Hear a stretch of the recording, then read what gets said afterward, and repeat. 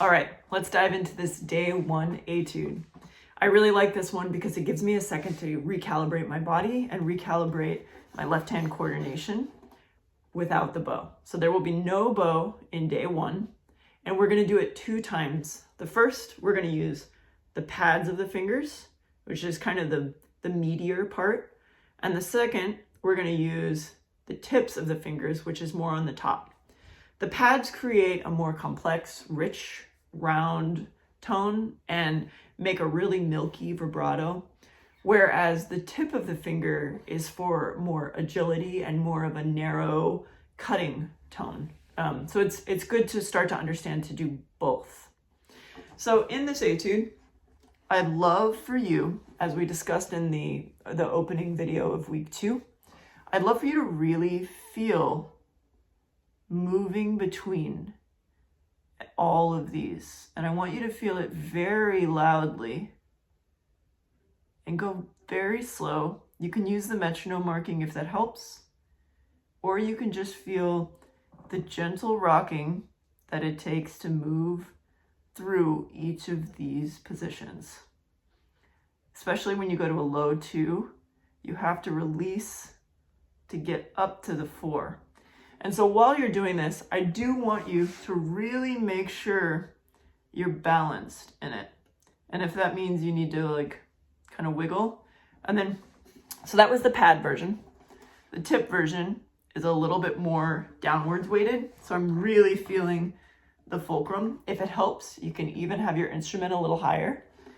And I like to feel each push into the string and then release, because the tips have more of that, whereas the pads, I like to feel the milkiness between them.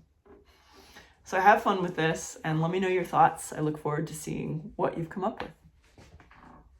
For the day 2 exercise, we're going to continue the work we did in exercise 1, feeling the milkiness between each of the positions that we move through. So the first time, I'd like you to do this on the pad of your fingers. And the second time, again, I'd like you to do this more on the tip of your fingers. You don't have to like over exaggerate in any way. Just feel one is more barred, more thick, and the other is more limber and light. So as we do this, this is a different ghost tone than before. We're no longer making ghost tones with the bow. We're making ghost tones with the depth that we push into the string. So before I continue, it's harder to feel down here because there's less height. But if we go down towards the bridge, there's a lot of room that we can push down on the string. So what this exercise explores is pushing down here instead of here. Does that make sense? There we go. So I'd like you to start in first position. And again, we're gonna think about our fulcrum. We're gonna think about the weight that we add everywhere. And we're going to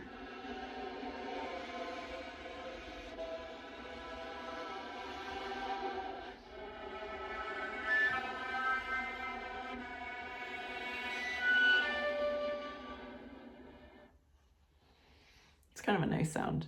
It's really relaxing. So I'd like you to do that both ways, once on the pad, once on the tips. And here's a tip version. Again, the weight is different.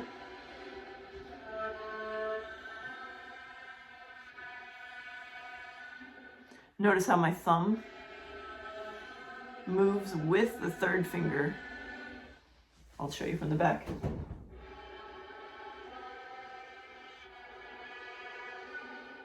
It's a great natural motion throughout that.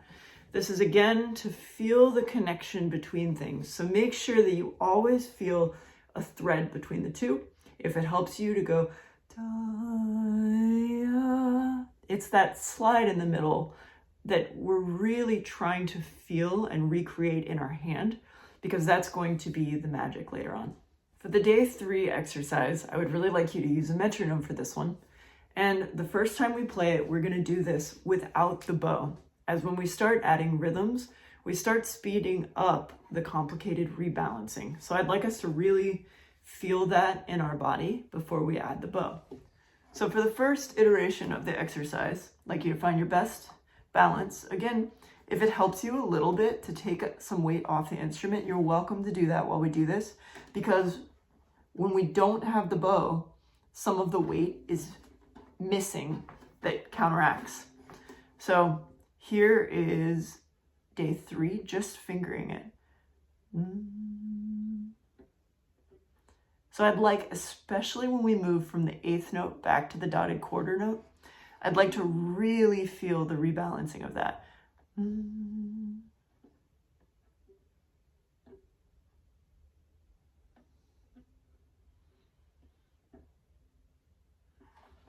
Excellent.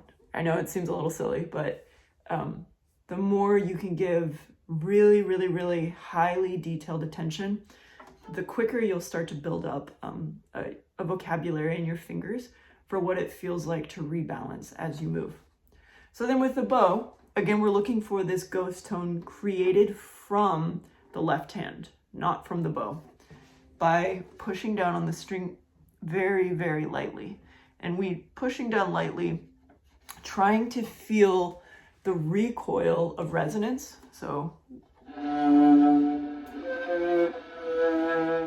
we're not going to be vibratoing yet, but what we're doing is waking our fingers up to be able to feel the way that the bow pulls the strings and answer it with our left hand. So as we do this,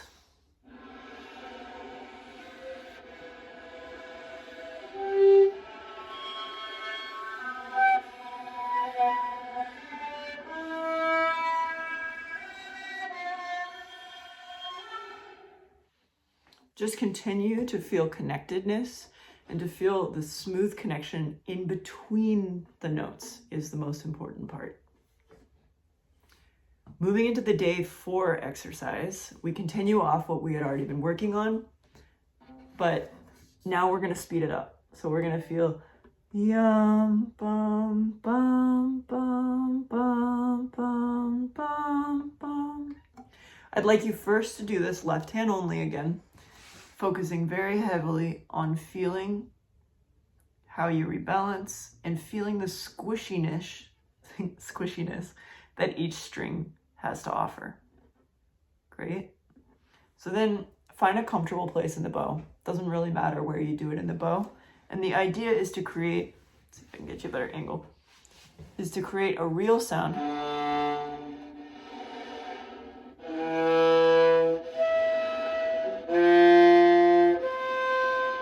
It's all right if you hit harmonics. It's all right if you hit ghost tones, but try and keep the weight in the bow fairly similar.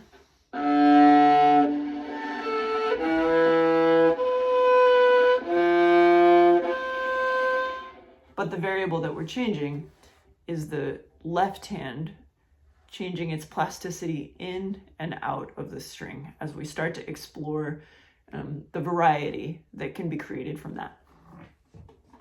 The day 5 etude has 2 variations. One with a springy reaction to how we pull the bow in the left hand, which I will not necessarily say is vibrato, but will feel like the start of vibrato.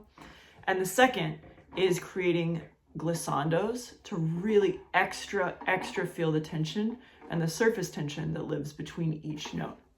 So let me first demonstrate 5A. Again, I'd like you to do the first time left hand only. So as we do this, welcome to hold the instrument again. Don't do, do, do, boo, do. So notice it's a very slow vibrato that is trying to be a reaction to when we come out of the string. So if I showed you here, it'd be whoa, whoa, whoa, which I think is really interesting because it means that vibrato, at least from this perspective, is almost the bouncing of a ball on the string. So with sound, it can sound very strange. I'm open to any sort of strange sound that comes out, and I in fact encourage it because I think it takes us to the extremes, which is helpful in finding the best median. But this should sound something like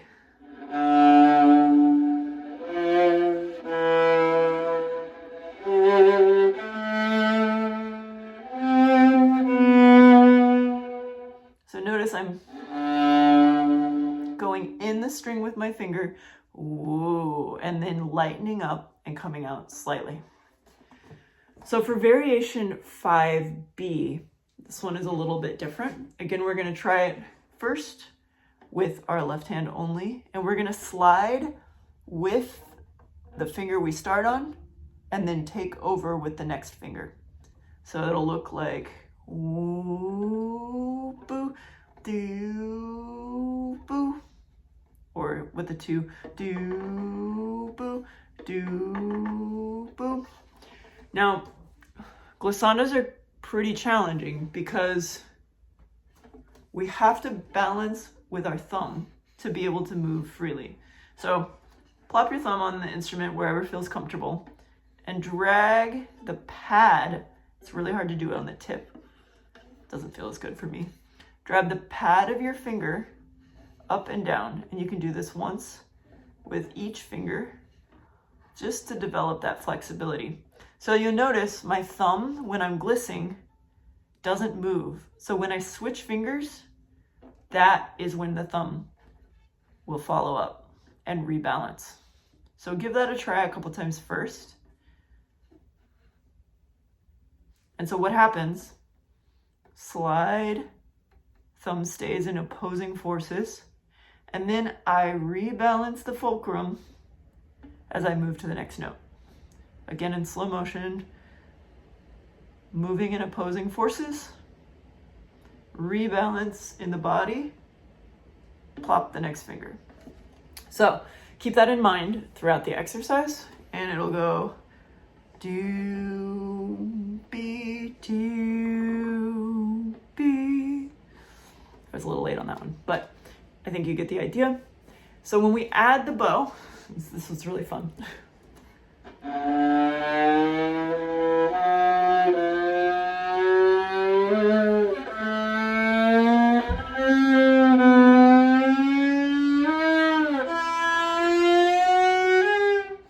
It's all right if you're approximate on the pitches. Those don't necessarily matter.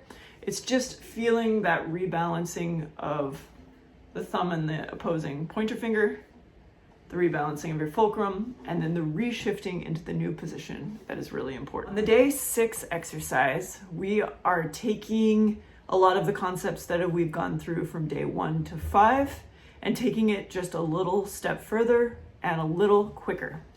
So again, the first time we play this, it'll be left hand only. You're welcome to hold the instrument to balance.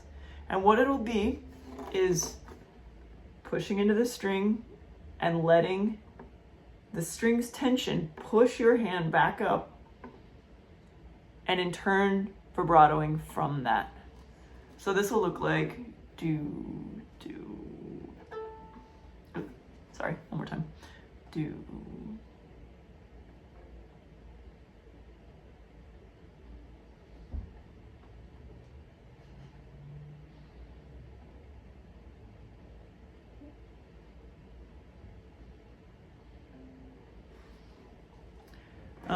And then when you add the bow, again, choose a comfortable part of your bow. You're welcome to go wherever feels good for you. And the idea is to mostly keep the bow weight the same, whatever you choose, whether that's light or heavy. That's a variant you can also mess with all of these etudes. So it'll sound something like this.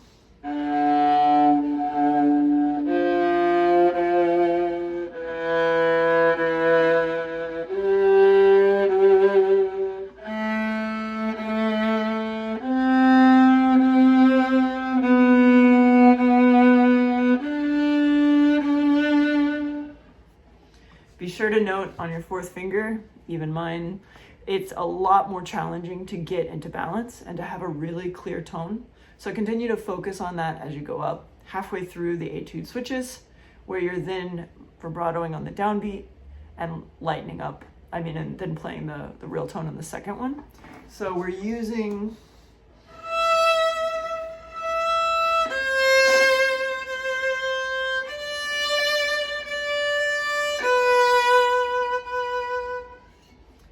the vibrato now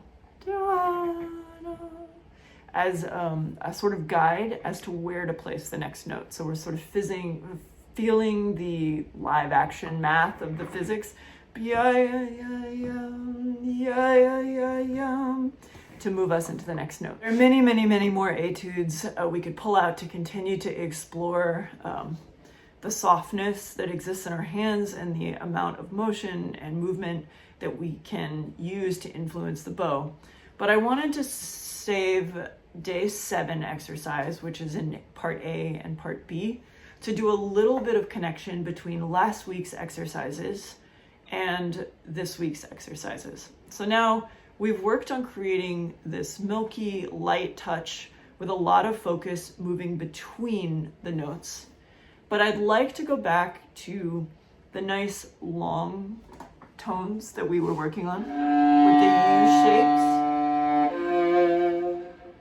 And I'd like to start exploring how when we come out of that U shape, we're using this vibrato that we've been going through in these exercises as an answer to that. So this is a little bit of what I use to create long, beautiful lines, to create a nice singing tone, and it's the perfect coordination between the two hands. Here's an example of the day 7A exercise.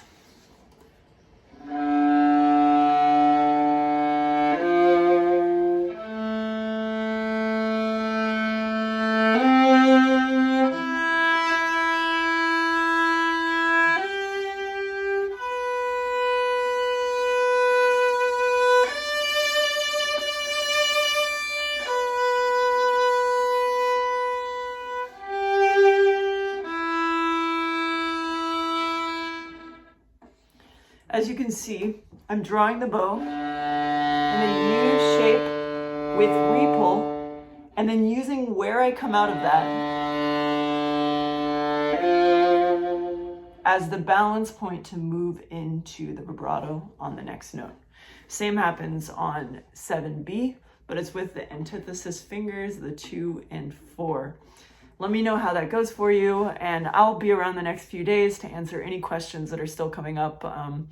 It's been a really, really, really fun 2 weeks together, and hopefully you'll join me for a 90-day coaching intensive where we can really dive into these further.